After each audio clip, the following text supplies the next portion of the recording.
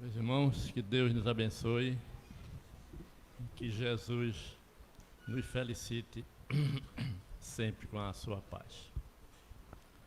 Nós vamos iniciar nosso trabalho lembrando uma frase de Joana de Ângeles, que eu comentava lá com os nossos irmãos no trabalho do passe. É a seguinte: quem mantém compromisso com a terra, com o passado, é escravo dele sem possibilidade de avançar. E que ninguém atingirá o céu que eu digo é um lugar de tranquilidade e de paz, sem o resgate abençoado com a terra. Isso quer dizer que todos nós somos espíritos endividados e compromissados com o nosso passado. E voltamos para essa escola, para o grande aprendizado da alma. Nós andamos perdidos numa multidão em torno de nós, passando por necessidades prementes, por sofrimentos atrozes, e ninguém vive totalmente em paz. Todos nós estamos passando por provas, muitas vezes duras, por perdas de entes amados, que nos traz muitos sofrimentos, mas todos nós já temos uma fé. Nós sabemos que a vida continua, que todos nós somos o espírito, não somos a matéria, estamos aqui em aprendizado para evoluir a cada reencarnação e vamos nos encontrar com todos aqueles que partem antes de nós. Então, o espírita tem muitas condições de superar a agressividade do sofrimento, que muitas vezes são atrozes, mas é necessário que nós sejamos firmes na nossa fé, sabendo que religião não salva ninguém, assim o espiritismo também não salva ninguém, mas as notícias que o espiritismo nos traz, com a força da lógica, do bom senso e da razão, com as provas científicas e filosóficas, nos transmite uma fé que nós chamamos de inabalável. Porque fé inabalável só o é, como nos ensinou Kardec, aquela que enfrenta a razão, face a face, em todas as épocas da humanidade. O espírita não tem dúvidas sobre o futuro. E o espírita está consciente que aqui nos encontramos, trazendo os compromissos de um passado que nós não nos recordamos, graças a Deus. É uma bênção divina nós esquecermos o nosso passado, porque senão não teríamos condições de viver nesses encontros e reencontros que estamos tendo uns com os outros, olhando para as pessoas e sentindo que estávamos diante de um inimigo, de uma pessoa que nós prejudicamos, que nós roubamos também. Então, o esquecimento do passado é uma bênção, Ninguém tem condições nem de saber quantas reencarnações, 2, 3 reencarnações, nós não temos condições de penetrar na penúltima reencarnação, quanto mais na última, porque somos espíritos com um passado delituoso. E a Terra é essa escola abençoada que Ele nos oferece para aprender, para que nós possamos caminhar para um mundo de regeneração e para um mundo de felicidade e de paz, que só os espíritos evoluídos conseguem. Todos nós somos espíritos ainda endividados, temos compromisso com o passado. Estamos aproveitando essa reencarnação para edificar um mundo interior, um novo método de vida, para que nós possamos olhar no olho uns com os outros, sabendo, graças a Deus, eu estou tratando todo mundo como irmão. Nós somos aqueles que conhecemos que temos uma família, a família espiritual. Todos vocês são nossos irmãos. Essa é a nossa família espiritual. Mas nós temos os compromissos maiores com a família consanguínea e nós não podemos falhar. Nossa esposa, nossos filhos, não é? Nossos parentes, todos nós somos compromissados. Mas a bênção do passado nos oferece condições de resgatá-los com amor. Por isso, quando o Espírito nos trouxe o primeiro mandamento, ele disse, é amai-vos. Agora o segundo, que é muito importante também, é o instruí-vos. É o amor e a perfeição. que nós precisamos atingir. E não atingimos somente numa fase de uma vida, somente numa encarnação. Por isso, nós temos múltiplas existências. Já fomos pior. Hoje já estamos aqui pregando o Espiritismo, dando uma de bonzinho, mas nós sabemos que não somos bons. E para mostrar uma coisa muito interessante, eu vou ler uma carta de Emmanuel falando sobre Paulo. Esse Paulo que vai ter o filme amanhã. Paulo e o cristianismo primitivo. Amanhã, né? 19h30. Nós já vendemos quase todos os ingressos, mas não vendeu todos ainda tem. Vai ser muito bom, a gente vai ter pipoca, vai ter guaraná e vamos assistir esse filme. O Caio Bratz, quem conhece? Artista global, não é? Então, ver Paulo quando se dirigia para o suplício no porto de Cesareia, onde centenas de cristãos vinham de todo canto para dar o seu adeus àquele benfeitor maravilhoso. Paulo se despedia dos velhinhos trêmulos, das viúvas, das criancinhas indefesas. Antes verdugo, agora um pai amoroso e que tantos amou. O apóstolo dos gentios abraçou os amigos pela última vez. Todos choravam discretamente, à maneira dos sinceros discípulos de Jesus, que não pranteiam sem consolo. As mães ajoelhavam-se com seus filhinhos na areia alva, os velhos apoiando-se a rudes cajados com imenso esforço. Todos os que abraçavam o campeão do Evangelho punham-se de joelhos, rogando ao Senhor que abençoasse o seu novo roteiro. Somente alguém que muito amou e trabalhou, que soube esperar e perdoar, conseguiria modificar o quadro de adoração como Paulo fez, antes perseguidor e agora um apóstolo do Cristo. Poucos fatos me comoveram tanto no mundo como este. Registrarei nas minhas anotações como foste amado por quantos receberam das tuas mãos fraternais benefícios de Jesus, disse o apóstolo Lucas a Paulo. Ele, porém, disse: não, Lucas, não escrevas sobre virtudes que eu não tenho. Se me amas, não deves expor meu nome a falsos julgamentos. Cala sempre, porém, as considerações e os favores que tenhamos recolhido na tarefa, porque esse galardão só pertence a Jesus. Foi Ele quem removeu nossas misérias angustiosas, enchendo o nosso vácuo. Foi sua mão que nos tomou caridosamente e nos reconduziu ao caminho santo. Escreve, portanto, tuas anotações, de modo mais simples, e nada comentes que não seja para a glorificação de Jesus no seu evangelho de amor. A grandeza de Paulo era assim. Não permitiu que Lucas escrevesse aquilo que ele estava vendo. Todos choravam. E a história de Paulo é realmente comovedora. Ninguém consegue ler o livro Paulo e Estevão sem uma toalha enxugando as lágrimas. Porque é uma coisa grandiosa. É um espírito que evoluiu 1000 anos somente numa encarnação. É um espírito ímpar, difícil de se encontrar na Terra. Mas, gente, todos estão convidados para ver a história do Paulo amanhã às 19h30. Estaremos juntos, se Deus quiser. Em nome de Deus e de Jesus, os nossos trabalhos estão iniciados. Com a palavra, a nossa irmã Rita, que vocês já conhecem, sobejamente. Boa noite. Vocês já estão acostumados, né? Quando eu fico ali, eu fico tão nervosa. Eu gosto de ficar aqui, pertinho, que eu vejo no olho de cada um. Aí, quando eu falo uma coisa assim, aí a pessoa já olha, aí eu me ligo, né? Rita, te conecta, não é assim? Gente, hoje eu trouxe para a gente meditar, para a gente conversar a respeito de uma das passagens do Evangelho, a mais bonita de todas, que é o Sermão do Monte. A gente aqui já falou sobre algumas das bem-aventuranças, mas hoje eu trouxe para a gente refletir a respeito do Sermão do Monte nos dias de hoje.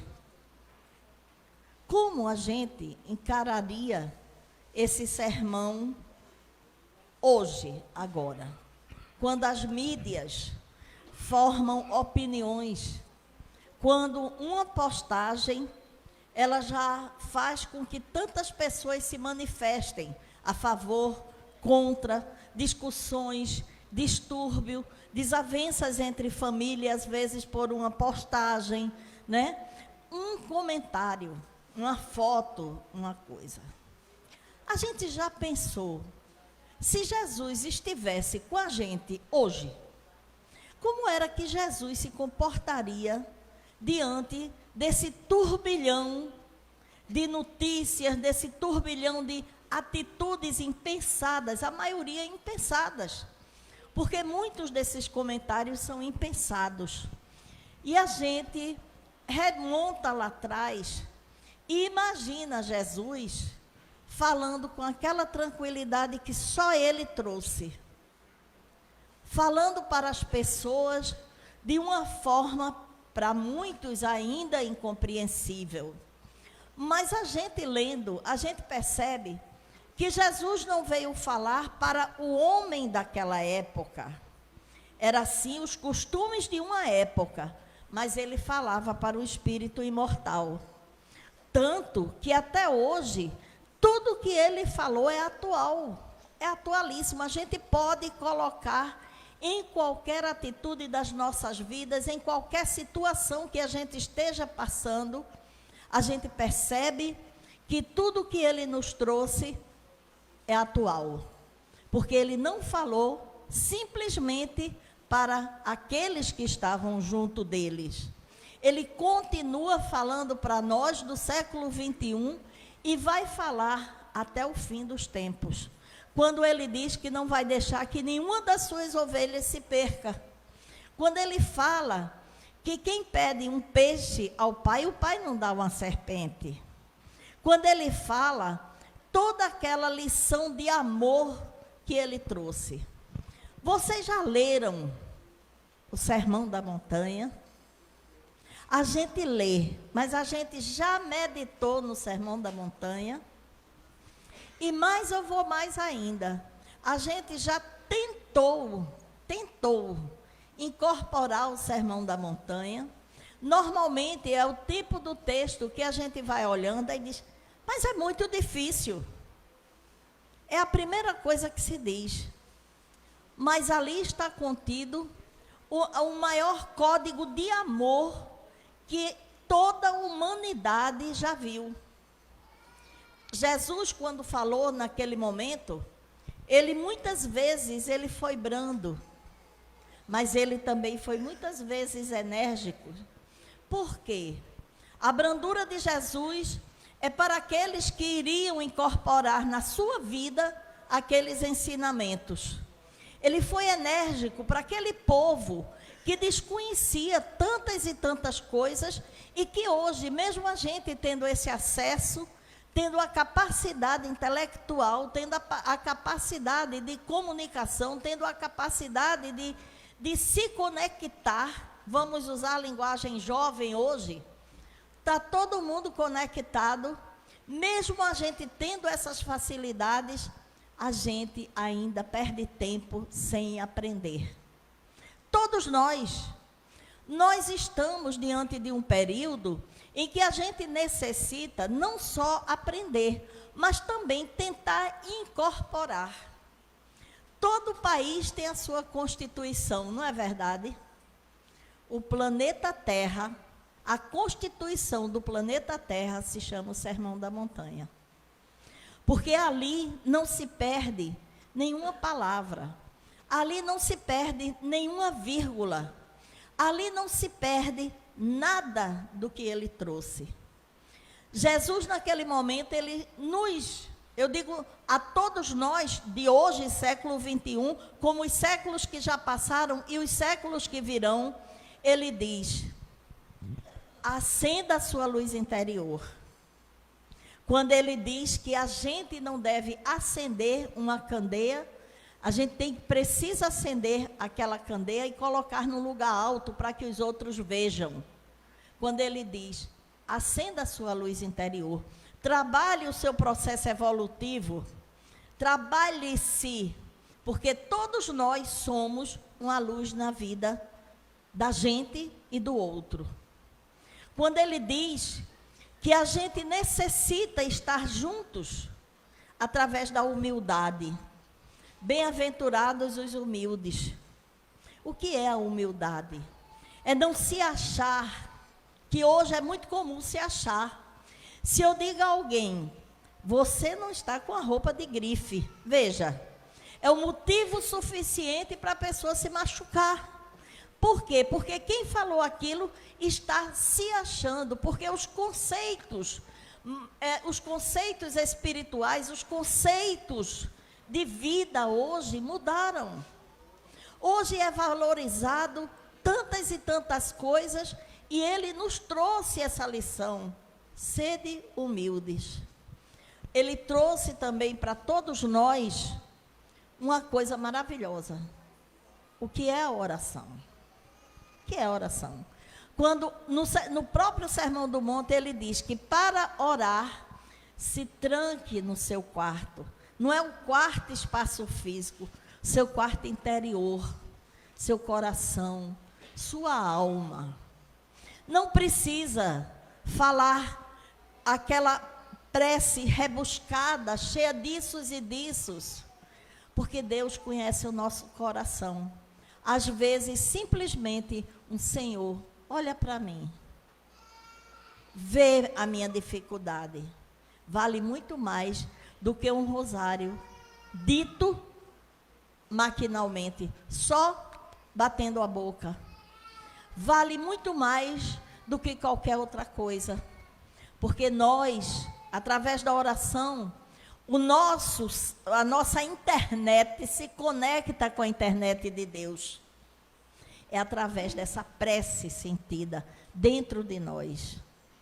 Depois que ele fala isso, ele traz o Pai Nosso. Quem um dia já não utilizou um Pai Nosso? Quantas almas foram acalmadas por um Pai Nosso? Quantas situações que nos levaram muitas vezes a um desespero terrível foram minimizadas com o Pai Nosso? A oração que Jesus ensinou. Nós temos muita dificuldade com o orar, porque às vezes a gente quer maquinalmente rezar um Pai Nosso. Na falta de qualquer coisa, um Pai Nosso. Mas o nosso silêncio interior, as nossas angústias interiores, aquelas que a gente não mostra nem para a gente mesmo. Quantas vezes a gente tem uma tristeza interior e a gente nem fala para a gente. E a gente diz assim: Senhor, acalma meu coração. E a gente medita e faz um Pai Nosso. E diz: Pai Nosso que está no céu. Mas a gente diz esse Pai Nosso com aquela fé, com aquela coragem, porque sabia que a falta de fé também falta de coragem. Para ter fé é preciso muita coragem. É acreditar naquilo que a gente não pega, mas a gente sabe. Quando a gente diz: Deus, eu estou aqui. Muitas vezes, diante das atitudes difíceis da minha vida, eu dizia assim: Jesus, eu estou aqui. Olha por mim. Só eu sabia, mas eu tinha certeza que Ele me escutava. Quantas e quantas vezes a gente chorando, criança, a nossa mãe na nossa cabeça, rezava um Pai Nosso. Até hoje, quando minha filha está com dificuldade, com as suas filhas inquietas na noite, sem dormir, chorando, eu digo: filha, chega junto da tua filha, coloca as tuas mãos assim, perante elas, e faz uma prece, faz um Pai Nosso.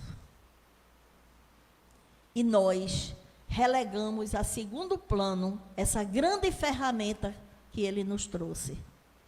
Quantas vezes nas nossas doenças, nas nossas tristezas, amarguras, filhos difíceis, maridos complicados, amigos que a gente acha que traiu a gente, pela nossa falta de compreensão maior, a gente fica numa tristeza que não se aguenta.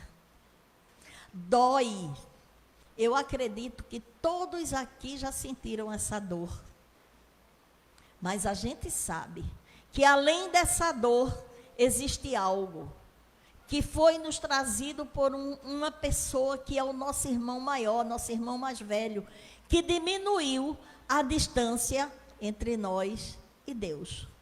Porque a gente pensa que Deus está longe, mas Ele diz, te recolhe e fala com Ele. E a gente não usa isso que a gente tem. Deixa eu ver aqui minha fila, tá certo? Aí vem o consolo, né? Quantas vezes, através desse consolo, a gente se sente forte. E Jesus diz que quando a gente está numa angústia muito grande e se liberta, a gente começa a construir a nossa casa interior. Quando ele fala, edifica a tua casa em cima de uma rocha, porque virão os ventos e as tempestades, e ela não irá ser derrubada. Quando a gente constrói em cima de areia, em cima de castelos, em cima de utopias, em cima daquilo que não tem consistência, ela com a chuva, aquela areia já vai embora e já derruba. A nossa casa, como é que está sendo construída? Dentro de mim, como é que eu estou construindo aquilo que eu tenho de melhor meu? O que é que eu estou fazendo comigo? Não é com o outro, não é construir uma casa de tijolo físico. É construir a nossa casa mental, a nossa casa espiritual. A minha fé é tão forte o suficiente que nos momentos de tristeza eu vou ficar triste, mas eu vou compreender que na vida nós ainda necessitamos passar por essas tristezas. Aí você vai dizer assim, mas Rita, para a gente melhorar é preciso sofrer? Infelizmente, nós temos dificuldades de aprender essas lições. A vida nos dá oportunidades. A gente joga fora tantas, mas quando a gente não vai pelo amor, a gente vai pela dor. E nosso planeta, por ser ainda um planeta que recebe aqueles espíritos que ainda estão caminhando em busca da luz, que é isso que nós fazemos aqui. Estamos caminhando em busca do Cristo, em busca da nossa consolação, em busca da nossa paz interior, porque não adianta eu vir para aqui procurar paz para minha filha, que eu amo, se eu não tenho essa paz. Quando ele diz para a gente construir a nossa casa, é essa casa que ele fala, é essa casa que nos dá resistência, é essa casa que nos dá coragem, para que a gente possa vencer tudo isso que a gente está nos defrontando hoje. A mídia, todas as violências que nós estamos assistindo, todas as tristezas que nós estamos vendo, mas que a gente tendo a nossa casa num solo rochoso, a gente vai passar, mas a gente vai saber das nossas necessidades. Quer ver uma coisa? Quando a gente passa uma dificuldade financeira muito grande, a gente se adapta àquela necessidade, não se adapta? Um dia a gente foi rico, no outro dia a gente está pobre, no outro dia a gente já está pedindo auxílio. E isso faz parte do ciclo da vida. Mas a gente se adapta às situações. Quando a gente tem uma casa resistente dentro da gente, a gente vai sofrer sim. Porque perdas de amigos, perdas de familiares, perda que eu digo assim, mortes, desencarnes, né? Tristezas, acidentes, doenças, ainda fazem parte do nosso quadro humano. Mas a gente, quando a gente se conecta com o Pai, passa. Tudo passa. Quem já não ouviu dizer tudo passa, até o passado passa. Quem não já ouviu? Todos nós passamos por isso. Jesus, como grande educador, como grande médico, como grande amigo que nós temos, nos faz refletir a respeito disso. Aí eu pergunto, como nós, espíritas, me perdoem, espíritas, simpatizantes espíritas, aqueles que não se declaram espíritas, aqueles que gostam de vir ouvir, mas que têm Jesus como alguém, como um modelo. O que é que nós estamos fazendo? O que é que nós estamos fazendo com a nossa vida e com a nossa luz? Cadê a nossa coragem? Cadê aquilo que Deus pediu e mandou o seu Filho para que nos ensinasse? Onde é que está a nossa capacidade de acender a nossa luz?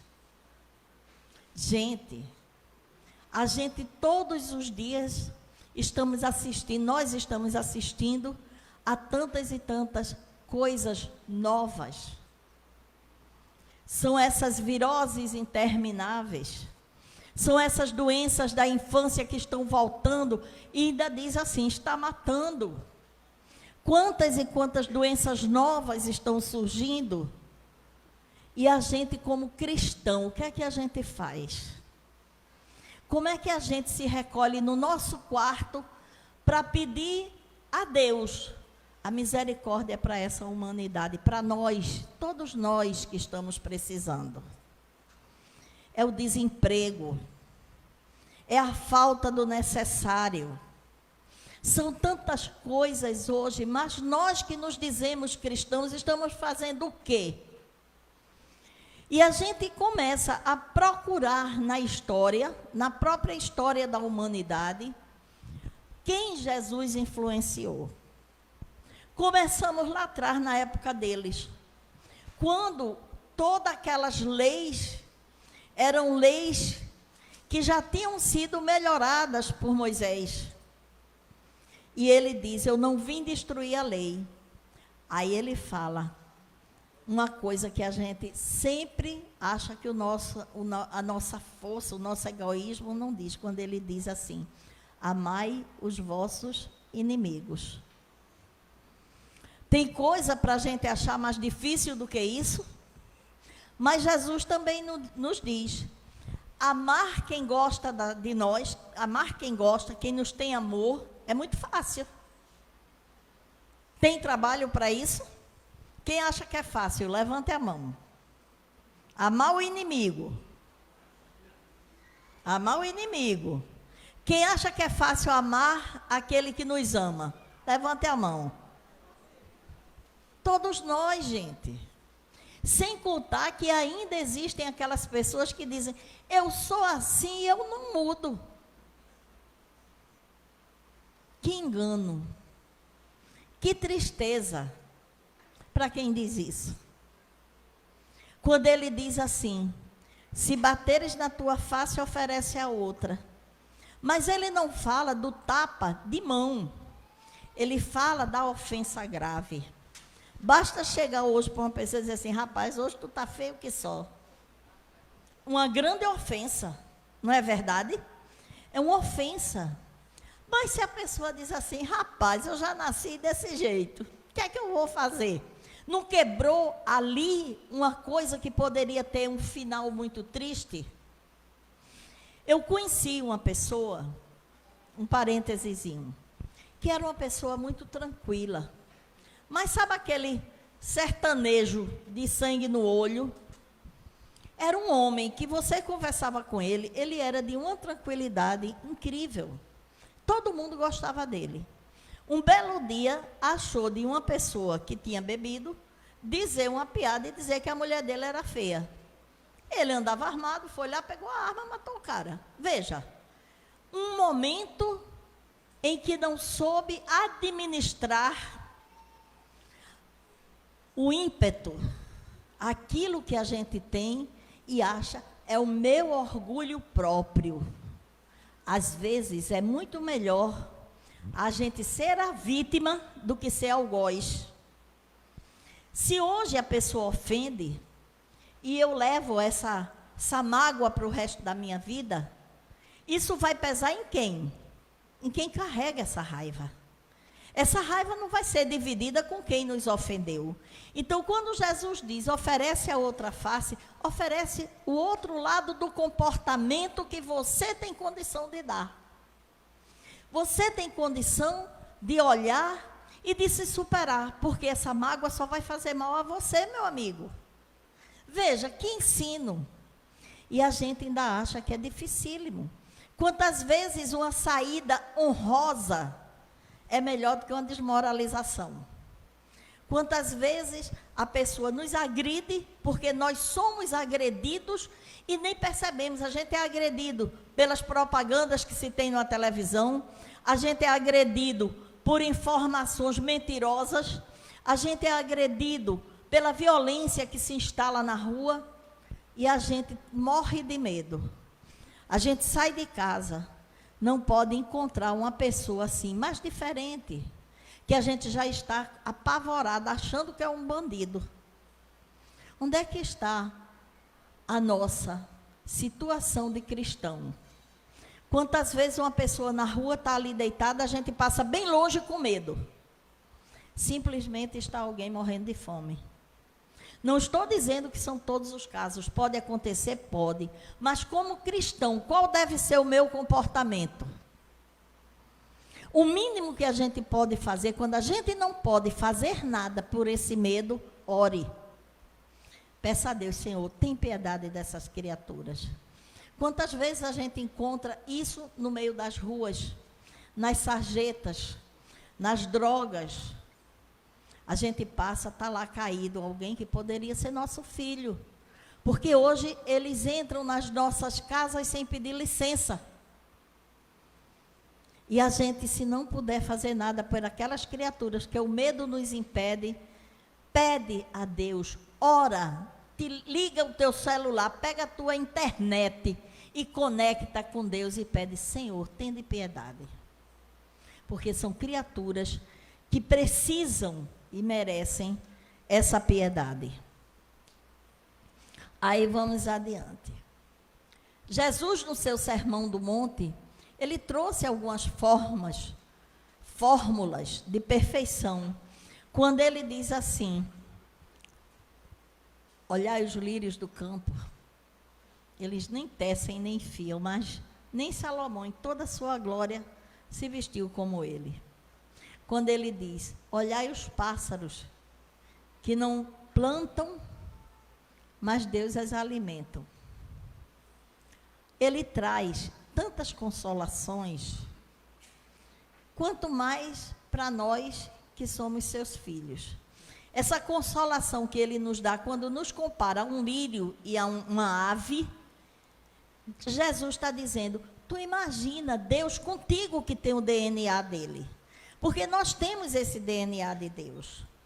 E a gente sabe que esse Sermão do Monte, quando Jesus nos trouxe, desde aquele século que ele influencia pessoas simplesmente para não tratar a vida nem o outro com violência. Quantas criaturas foram influenciadas? Muito se fala a respeito de Gandhi. Diz assim, Gandhi disse que se destruíssem todos os livros sagrados e permanecesse o Sermão do Monte, nada estaria perdido. Mas por que Gandhi disse isso? Quem era Gandhi? Gandhi era, o povo pensa que Gandhi era aquele guruzinho ali. Não, Gandhi era um advogado. Ele viveu num período onde a Índia estava passando por uma turbulência muito grande. E o povo era muito escravizado pelos britânicos, era uma opressão muito grande. E ele havia lido o Sermão do Monte. E ele disse, aqui está tudo o que eu preciso fazer. E ele se colocou naquela situação para que a não violência fosse instaurada para que ele conseguisse libertar aquele povo. Lembra de Moisés que libertou seu povo? Jesus que nos liberta até hoje. Gandhi na Índia teve esse papel. Ele libertou aquele povo que estava ali, simplesmente para a não violência, utilizando-se da não violência. Eu vou dizer aqui, vou filar, o que era que ele acreditava, para que a gente acredite que ainda nós somos capazes. Vê só, acredita, ele escreveu esses princípios assim: acredito na essencial unidade do homem e, portanto, na unidade de tudo que vive. Por conseguinte, se um homem progredir espiritualmente, o mundo inteiro progride com ele. E se um homem cai, o mundo inteiro cai em igual medida. Quando Jesus disse para a gente acender a nossa luz, quando a gente acende a luz, outras pessoas veem aquela luzinha, né? Mesmo que seja a luzinha de um pirilampo, um fósforo se apagando, já é alguma coisa. Ele diz também, uma vida sem religião é um barco sem leme. Quando ele fala de religião, ele fala da ligação do homem com Deus, com o ser superior. Ele diz, o que eu quero alcançar, o ideal que sempre almejei com sofreguidão, é conseguir o meu pleno desenvolvimento, ver Deus face a face, conseguir a libertação do meu eu, a consciência de Gandhi, de que tudo começa dentro de cada criatura. Orar não é pedir, orar é a respiração da alma. Que coisa linda, né? A gente ora, a nossa alma respira. Orar é respirar. O Sermão da Montanha inspirou esse homem. E foi assim que ele falou a respeito de não se perder o sermão. Outro homem que foi altamente influenciado pela não violência e era conhecedor profundo do Sermão do Monte, foi Martin Luther King Jr., um pastor protestante, que lutou muito nos Estados Unidos pela unidade das criaturas. E ele ficou muito, muito conhecido por um discurso que ele fez, que se chama Eu Tive um Sonho. Ele diz, eu tive um sonho, e ele sonhava com a liberdade e igualdade entre brancos e negros, católicos e protestantes, judeus e gentios. A transformação dos Estados Unidos foi tão grande que os Estados Unidos teve presidente negro, porque não era direito. Existia, apesar dos Estados Unidos ser considerada a grande nação, o grande povo, o preconceito racial era muito forte. E ele lutou contra todas essas diferenças pela não violência. Outro que se notabilizou muito se chama Nelson Mandela. Quem já ouviu falar de Nelson Mandela? Na África do Sul. Vocês sabem o que foi que ele lutou? Contra o que ele lutou? Gente, quando eu comecei a estudar, eu fiquei triste, porque tudo começou no século XVII, quando a escravidão ainda era muito triste na África. E ele tirava aquelas criaturas e ia à África do Sul, lutando contra a segregação, contra tudo, porque ali estava sendo, os holandeses e os ingleses, era quem estava, como a gente aqui foi colonizado pelos portugueses e holandeses, lá também eles foram colonizados pelos brancos. Naquela época era quem detinha todo o poder. E na terra dele, eles foram escravizados. E eu fiquei pasma quando eu vi as leis do apartheid. Quem é que sabe aqui o que são as leis do apartheid? Alguém sabe? Mas vamos pensar para a gente não cometer os mesmos erros. A proibição de casamento entre brancos e negros. Isso em 1949, o ano que eu nasci, minha gente, mas não faço o cálculo da minha idade, não. O ano que eu nasci, em 49, era proibido na África do Sul, branco casar com negro. era obrigada a constar do registro de nascimento a cor da criança. Porque se dissesse uma cor que não fosse, os pais seriam punidos. Era a proibição de circulação dos negros em determinadas áreas da cidade. Não podia, era como a gente ir, veja, para Boa Viagem. Já pensou? A gente assim, ó, moreninho, porque todos nós aqui brasileiros temos um pezinho lá na senzala, né? Na minha casa tem gente de toda a cor, só não tem azul porque são os Smurfs, ou então o pessoal de Avatar. Mas tem gente de todas as cores, todos nós temos na nossa família. Já pensou a gente não poder passear na orla de Boa Viagem? Outra coisa, determinação e criação de bantustões. Bantustões eram as favelas, aquelas vilas que eram construídas só para negros. E não faz muito tempo não, viu, gente? Isso foi em 1951. Um dia desses, né? Tinha a proibição dos negros no uso de determinadas instalações públicas. Não se podia utilizar banheiro. E numa loja utilizar banheiro, ou um banheiro público, uma coisa, não podia. A criação de um sistema diferenciado para a educação dos filhos dos negros. Não tinha direito a ter a mesma educação dos brancos. A criação desses bantustões, eles não podiam, as crianças não podiam estudar numa escola que ficasse fora. Tu imagina, nossos filhos.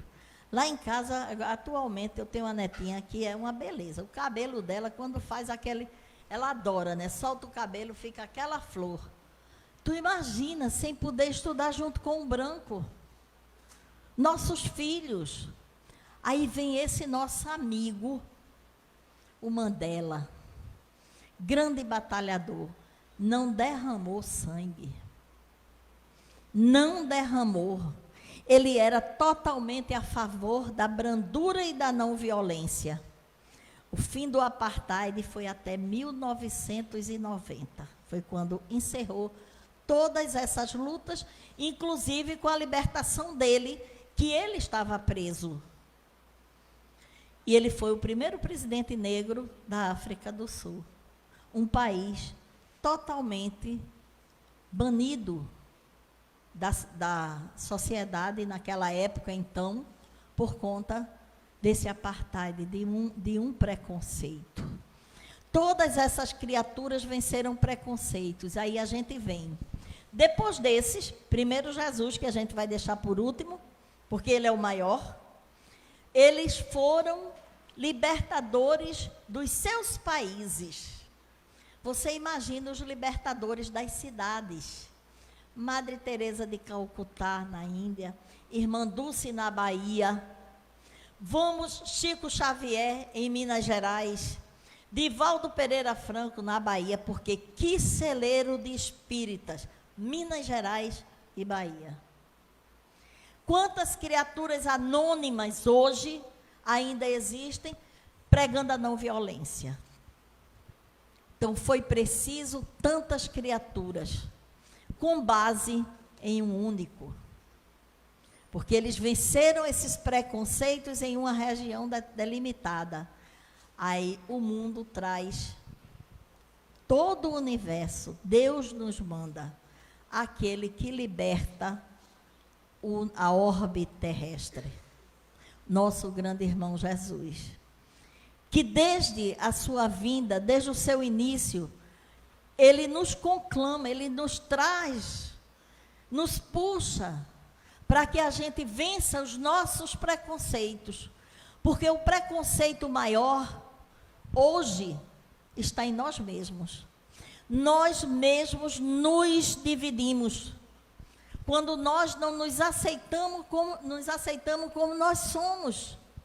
Se eu sou assim, se eu sou branca, negra, se eu sou hétero, se eu sou, seja o que for. Se eu não me aceito, eu já me divido. Se eu não tenho um cabelo cacheado, eu me divido. Se eu não sou como eu sou alegre, eu sou feliz, ou eu sou triste, eu sou mais reservada, se eu não me aceito como eu sou, eu já estou fazendo a lei do apartheid dentro de mim. Se eu me sinto menor do que qualquer outro, eu já estou me dividindo.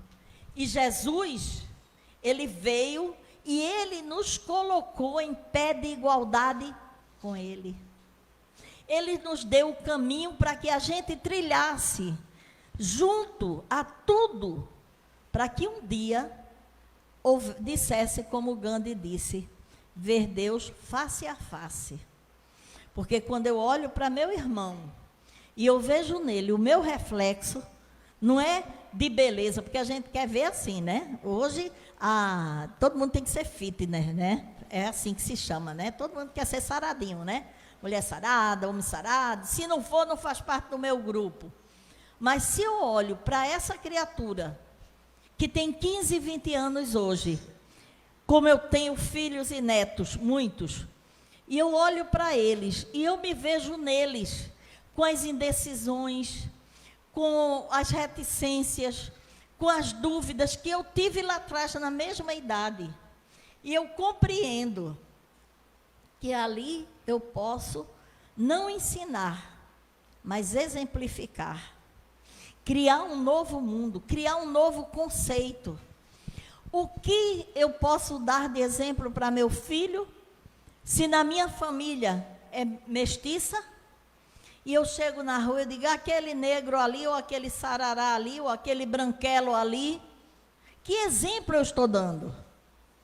Eu estou fazendo todas aquelas divisões que Jesus não fez, porque ele comeu com os publicanos, jantou, ceou com os publicanos, ele acolheu a mulher adúltera, ele não perguntava quem você é, para poder criar, curar, orientar, amar. Ele nunca perguntou quem é você. Ele simplesmente dizia, vais e não peques mais. Queres te curar? Quem não quer? No momento da dor eu quero, mas o que é que eu faço com aquela cura que eu tenho? Mas quando a gente compreende isso, a gente vence a gente mesmo. Porque o mundo precisou dele para acabar com esses preconceitos. E ainda precisa. A orbe terrena ainda está carente de Jesus. Eu chego aqui dia de quinta-feira, de terça, de quarta, todo dia tem gente aqui. A mesma coisa nas demais igrejas cristãs. Porque o ser humano hoje está sedento de Deus. Está sedento de algo que preencha esse vazio que esse mundo está trazendo para ele. Porque hoje as coisas, a valorização das coisas é muito pequena. Hoje as criaturas, o ser humano não está valendo muita coisa. Nós que somos mais idosos e que não criamos liames, não criamos limos com os nossos filhos, com os nossos netos, eles simplesmente, quando a gente fala, aí diz assim, sabe de nada, vó, vô. Mas quando a gente ama e vê no outro, na criança, no jovem, um aprendiz como Jesus via, a gente sabe que o nosso exemplo vai ser a maior estrutura que a gente pode dar para eles. E teve um livro que foi escrito por um pastor americano. Você tem que ver o nome, né, Mário Jorge? Porque nome americano, eu não falo inglês, então, portanto, se alguém aqui falar inglês, me corrija, ou então cale-se para sempre, porque eu não sei. O nome dele é Phil, né? Phil Yancey. Ele tem um livro que se chama O Jesus que eu nunca vi. Quem já viu Jesus aqui? Vê só o que é que ele escreve. Se isso não serve para a gente. Ele termina sobre o sermão dessa forma. Durante anos, pensei que o Sermão do Monte fosse um modelo para o comportamento humano que ninguém iria seguir. Lendo-o de novo, porque a gente precisa ler, reler, reler e continuar lendo. Lendo-o de novo, descobri que Jesus pronunciou essas palavras não para nos sobrecarregar, mas para nos dizer como é Deus. O caráter de Deus é a matriz do Sermão do Monte. Por que deveríamos amar nossos inimigos? Uma pergunta. Porque o Pai clemente faz seu sol nascer sobre os bons e os maus? Por que ser perfeito? Porque Deus é perfeito. Por que acumular tesouros no céu? Por que viver sem medo e sem preocupações? Porque o mesmo Deus que veste os lírios e a vegetação do campo prometeu cuidar de nós. Por que orar? Se um pai terrestre dá pão e peixe ao filho, quanto mais o Pai do céu dará boas dádivas àqueles que lhe pedirem. Por quê? Deus exige de nós nada mais, nada menos que a perfeição. A boa notícia é que não temos que tentar alcançá-la com nossas próprias forças, porque o manual está ali. Jesus nos trouxe o manual, todas as informações, a bula do remédio. Quanto mais tentamos atingir a perfeição por nós mesmos, veja isso, nosso esforço, mais longe estaremos de alcançá-la. Jesus veio a esse mundo e morreu a fim de que tivéssemos direito de vencer a barreira entre Deus e nós. Porque nós colocamos barreira. Deus não me compreende, eu acho que Deus me esqueceu. Quantas vezes a gente diz assim, eu não sei onde é que Deus estava, que não viu isso acontecer comigo, porque a gente acha que é só com a gente, que a gente é a cereja do bolo, né? Para sermos perfeitos aos olhos do Cristo, precisamos apenas aceitá-lo e entregar-nos a Ele. Todo o roteiro para o grande encontro por Deus nos foi dado por Cristo no Sermão do Monte. Gente, é sério. Quanto tempo a gente perde? Quantas mágoas a gente acumula no nosso coração? Quantas raivas desnecessárias por besteira? Quantas incompreensões? Eu sei, porque quando eu penso que eu estou certa, eu já estou errada. Quando eu penso que venci uma coisa, tenho 10 para começar. Porque nós somos assim. O que nos importa não é sermos essa perfeição que Jesus nos dá o modelo. Mas Deus, como Pai, conhece a cada um de nós e conhece as nossas dificuldades. Dentro das nossas imperfeições, Ele nos ama e nos espera. Então aí, Ele diz assim, um dia nós iremos falar como Paulo falou. Já não sou eu quem vive, mas o Cristo que vive em mim. Será que um dia nós vamos dizer essa frase? Será que um dia a gente vai estar pronto para dizer, Senhor, eu estou aqui? E nós nos sentirmos limpos, porque o nosso coração está melhor. Não é porque a gente já está perfeito. Uma notícia muito boa é que um dia a gente vai ser perfeito, porque um dia nós seremos anjos. Foi nos prometido por Ele também. Mas esses dias se perdem no tempo, bilhões, trilhões de dias. Não importa. O que importa é hoje darmos um passo de cada vez, por pequeno que seja. Se hoje a gente já não consegue ser maledicente, já é um grande avanço. Se a gente hoje já consegue desculpar para o perdão, já é uma passada. Já é um passo, uma passada não. Passada se dizia no interior, né? Um passo para a nossa evolução. Então, que a gente acenda a nossa luz interior, que a gente construa a nossa casa na rocha, que a gente tenha o coração aberto para aceitar as diferenças, que a gente possa trabalhar com a não violência e que a gente possa, um dia, sermos muito felizes. Pense nisso.